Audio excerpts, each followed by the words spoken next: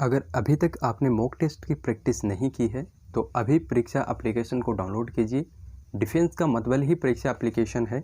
यहाँ पे आपको 50% की विशेष छूट के साथ 140 रुपये में 30 से अधिक मॉक टेस्ट देने को मिलेंगे, जो कि लेटेस्ट पैटर्न पे आधारित हैं। हर मॉक टेस्ट में जो सेलेक्टिव क्वेश्चन दिए गए हैं वो आपकी एग्ज़ाम्स में रिपीट होने के भी काफ़ी चांस होते हैं। तो आप अभी परीक्षा एप्लीकेशन को डाउनलोड कीजिए और उसी से मॉक टेस्ट लगाइए। मैंने खुद इस चीज़ को चेक किया है, उसमें जो पैटर्न है उसी पैटर्न के पर आधारित ये मॉक टेस्ट उसमें डाले गए हैं। तो काफ़ी अच्छा एप्लीकेशन है। आप हमारा जो कोड है उसको एंटर करेंगे तो आपको 50% की विशेष छूट मिलेगी और ये जो प्राइस है वो आपको 140 रुपये में 30 से अधिक मॉक टेस्ट देखने को मिलेंगे। हमारा कोड है अरुण50। आप फिर से अच्छे से इस कोड को देख लीजिए। लिंक इसका डिस्क्रिप्शन बॉक्स में दिया गया है, वहाँ से आप पहले परीक्षा एप्लीकेशन को डाउनलोड कीजिए और फिर जो भी आप नाविक डिब्बी या जीडी के लिए जो टेस्ट सीरीज़ खरीदते हैं उसके अंदर परचेज करते टाइम हमारा कोड डाल दीजिए अरुण50। आपको 50% की विशेष छूट मिल जाएगी। तो पिछले वीडियो में हमने 20 तक क्वेश्चन को कंप्लीट कर लिया था और उससे पहले 20 क्वेश्चन और कंप्लीट किए थे। तो 2 वीडियो अभी तक हमने आपको अपलोड कर दिए हैं और ये तीसरा वीडियो है। तो यहाँ पे पहला क्वेश्चन आपसे पूछा गया है, एक घड़ी की कमानी, कमानी से मतलब है चाबी, जो घड़ी की चाबी होती है तो उसमें कौन सी ऊर्जा संचित होती है, ये आपसे क्वेश्चन पूछा गया है। तो राइट आंसर होगा स्थितिज ऊर्जा। यहाँ पे हम राइट आंसर्स को ही डिस्कस करेंगे ताकि वीडियो आपका लंबा नहीं बन पाए।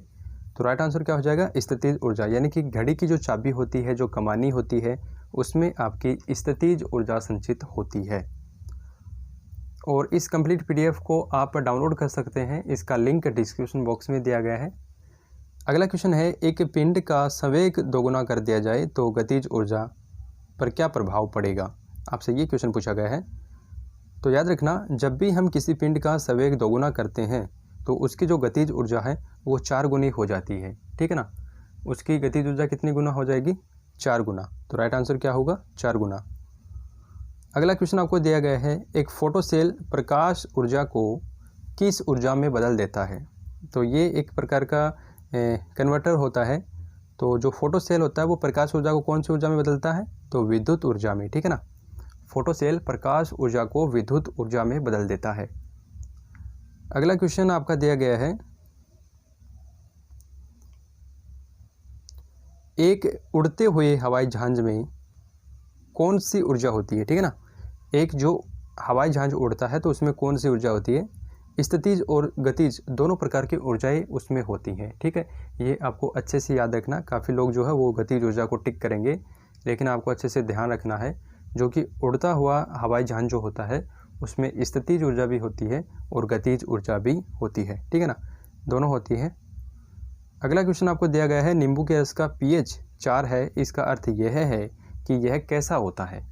तो आपको पता है कि जो 7 से नीचे pH मान होगा तो हम बोलेंगे कि वो अम्लीय पदार्थ है, और अगर 7 से ऊपर कोई भी pH मान होगा तो वो क्षारीय जो है पदार्थ हम उसको बोलते हैं।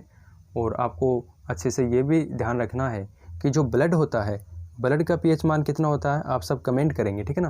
वैसे मैं आंसर बता देता हूँ जिसको नहीं पता है, ब्लड का जो pH मान होता है वो 7.4 होता है, ठीक है ना। आपको ये याद रखना 7.4। वैसे एग्जैक्ट जो होता है वो 7.35 से लेके और 7.41 तक होता है, लेकिन आपको 7.4 याद रखना, आपके लिए इतना डीप आएगा नहीं क्वेश्चन। अगला क्वेश्चन आपको दिया गया है तो उसका राइट आंसर क्या हो जाएगा, अम्लीय, यानी कि जो नींबू का रस होता है वो कैसा होता है, अम्लीय होता है, ठीक है। अगला क्वेश्चन आपको दिया गया है, यदि क्रिया तथा प्रतिक्रिया एक ही पिंड पर कार्य करती हैं तो क्या होगा। मतलब कोई एक ही पिंड है और उस पर क्रिया और प्रतिक्रिया दोनों कार्य कर रही है तो परिणामी क्या होगा, तो परिणामी शून्य होगा, ये सभी को पता है। परिणामी क्या हो जाएगा दोस्तों, शून्य। ऑक्सीजन युक्त रक्त का संचरण द्वारा होता है, तो ये आपको बताना है और काफ़ी अच्छा क्वेश्चन ये बनता है, आपने कॉन्सेप्ट आपको क्लियर होना चाहिए। देखिए, जो फुफ्फुसीय शिरा होता है उसमें ऑक्सीजन युक्त रक्त का संचरण होता है, ठीक है ना। ऑक्सीजन युक्त का संचरण उसमें होता है फुफ्फुसीय शिरा में, ठीक है। यहाँ पे आप थोड़ा सा समझ लीजिए इस चीज़ को। ऑक्सीजन युक्त का मतलब क्या है, यानी कि वो जो रक्त है वो क्या है, शुद्ध है, ठीक है। अगला क्वेश्चन है, पेलाग्रा और स्कर्वी क्रमशः कौन से विटामिनों की कमी से होने वाले रोग हैं। ठीक है, पेलाग्रा और स्कर्वी रोग होते हैं, तो आपको ये बताना है कि ये कौन सी विटामिन की कमी से होते हैं। तो विटामिन B3 और विटामिन C की कमी से जो है वो, पेलाग्रा किसकी कमी से होता है, विटामिन B3 की कमी से, और स्कर्वी किसकी कमी से होता है, विटामिन C की कमी से स्कर्वी रोग होता है। ये आपको अच्छे से ध्यान रखना है। रक्त में RBC के बढ़ने से कौन सी स्थिति बन जाती है, जो ब्लड होता है तो उसमें RBC की संख्या बढ़ जाएगी, तो बताइए कि कौन सा रोग हो जाएगा फिर। तो उसे बोलते हैं पॉलीसाइथेमिया। ठीक है ना, पॉलीसाइथेमिया। आप अच्छे से ध्यान रखिए, जब भी किसी भी वर्ड से पहले पॉली जुड़ रखा हो तो आपको ध्यान रखना है कि उसमें वृद्धि हुई है, मतलब अधिकता हुई है।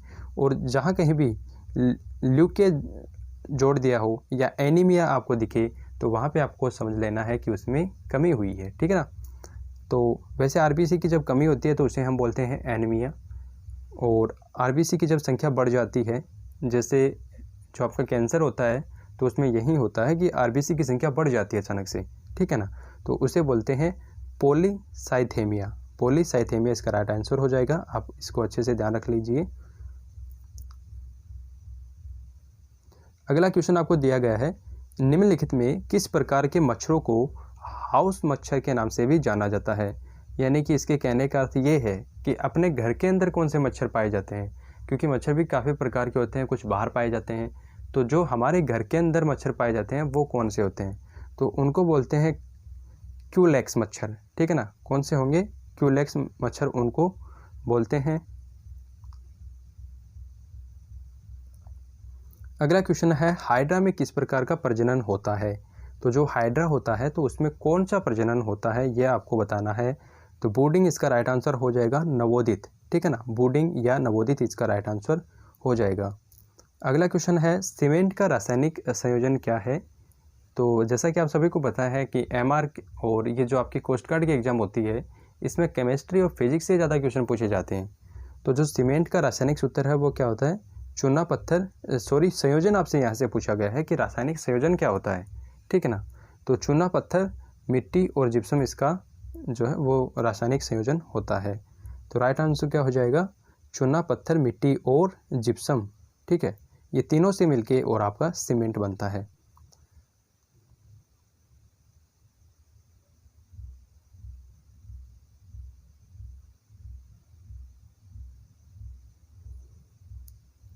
एगर एगर उत्पन्न करने वाला शैवाल कौन सा है। ये काफ़ी बार क्वेश्चन पूछा गया है, आप इसको अच्छे से याद रखेंगे। एगर एगर उत्पन्न करने वाला शैवाल कौन सा है, तो जो आपका जेलिडियम होता है, जो आपका जेलिडियम होता है वो एगर एगर उत्पन्न करने वाला शैवाल होता है। अगला क्वेश्चन आपसे पूछा गया है, केल्विन पैमाने पर तापमान को सेल्सियस पैमाने पर बदलने के लिए आपको दिए गए तापमान में 273 को क्या करना है, घटाना है, जोड़ना है, गुणा करना है या भाग करना है। ऐसा क्वेश्चन वहाँ पे नहीं पूछा जाएगा, यहाँ पे सिर्फ कॉन्सेप्ट क्लियर करने के लिए क्वेश्चन दिया गया आपको। तो आपको यहाँ पे राइट आंसर क्या होगा, घटाना है। यदि कि हम केल्विन पैमाने पर तापमान को सेल्सियस पैमाने में बदलेंगे तो हम 273 में से उसको घटा देंगे। ठीक है, तो राइट आंसर क्या हो जाएगा, घटाना है आपको। विटामिन C को किस नाम से जाना जाता है, तो विटामिन C का रासायनिक नाम क्या होता है, एस्कोर्बिक अम्ल। ठीक है, और इसके कमी से कौन सा रोग होता है, स्कर्वी, जो कि अभी हमने ऊपर डिस्कस किया, तो वो भी आपको याद रखना है। विटामिन C एस्कोर्बिक अम्ल होता है और इससे कमी से होने वाला रोग जो है उसको बोलते हैं हम स्कर्वी।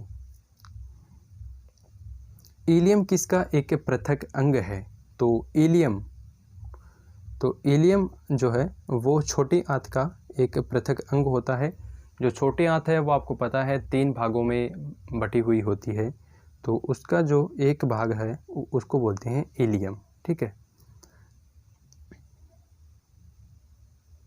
अगला क्वेश्चन यहाँ पे आपसे पूछा गया है, प्लास्टर ऑफ पेरिस को गर्म करके तैयार किया जाता है। प्लास्टर ऑफ पेरिस को गर्म करके क्या तैयार किया जाता है, तो प्लास्टर ऑफ पेरिस को जब हम गर्म करते हैं तो जिप्सम हमें प्राप्त होता है। ठीक है, तो राइट आंसर क्या हो जाएगा, जिप्सम। अगला क्वेश्चन आपसे पूछा गया है, निम्नलिखित में से किसे मनोचिकित्सक द्वारा मापा जाता है। तो मनोचिकित्सक के द्वारा क्या मापा जाता है? तो जो रिलेटिव ह्यूमिडिटी होती है, रिलेटिव जो ह्यूमिडिटी होती है यानी कि सापेक्ष आर्द्रता जिसे हम बोलते हैं, वो मनोचिकित्सक के द्वारा मापी जाती है। उर्वरकों यानी जो भी फर्टिलाइज़र होते हैं के रूप में कौन से कैल्शियम लवण प्रयुक्त होते हैं? तो फर्टिलाइज़र के रूप में या उर्वरक के रूप में कौन से कैल्शियम जो लवण है वो प्रयुक्त होते हैं? तो जो कैल्शियम के सल्फेट लवण होते हैं, कैल्शियम सल्फेट, वो फर्टिलाइज़र के रूप में हम प्रयुक्त करते हैं। अगला क्वेश्चन आपसे पूछा गया है, 40 नंबर का क्वेश्चन है कि निम्नलिखित तरंगों में किसका ध्रुवीकरण किया जा सकता है? तो कौन सी ऐसी तरंगे हैं जिनका ध्रुवीकरण हम कर सकते हैं? तो आपका राइट आंसर क्या होगा? रेडियो तरंगे और पैराबैंगनी दोनों प्रकार के तरंगों का हम जो है वो ध्रुवीकरण कर सकते हैं। तो यहाँ पे हमने 20 क्वेश्चन को डिस्कस किया और ये वीडियो आपको कैसा लगा आप कमेंट जरूर करें और इस वीडियो के अपने दोस्तों के साथ ज़्यादा से ज़्यादा शेयर करें। जय हिंद, जय भारत, वंदे मातरम।